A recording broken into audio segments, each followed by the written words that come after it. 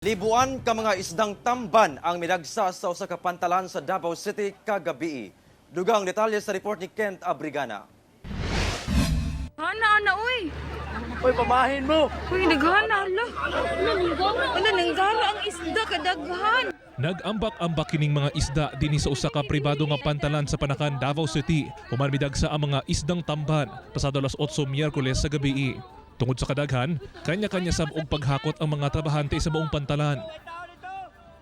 Gani ang uban, gipamarik na lang sa dagat ang isda. Ang ubang namuyo dol sa buong pantalan, nakadawat usab sa buong isda.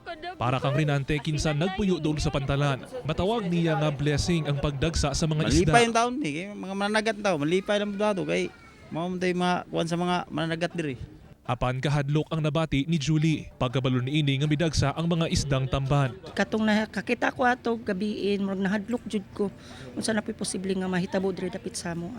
Sumala sa Barangay Fisheries Aquatic Resources Management Panakan, talagsaon ramatod pa ang pagdagsa sa moong mga isda.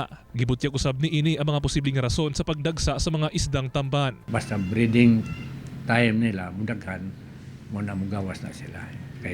Kay wasamtang gamay magkuna sila, nadaghan na isda ito nga dagko, manggukod na sa ila. Munang may time nga mato sila sa daplin. Kinumduman nga midagsa asab ni adtong Domingo ang libuan ka isdang tamban sa baybayon sa Maasim, Sarangani. Hinuon gipasabot sa Penro, Sarangani nga tungod kini sa upwelling nga may kalabutan sa sirkulasyon sa tubig. Wala sab matod pay koneksyon ang nahitabong linog ni adtong Martes sa pagdagsa sa mga isda sa baybayon.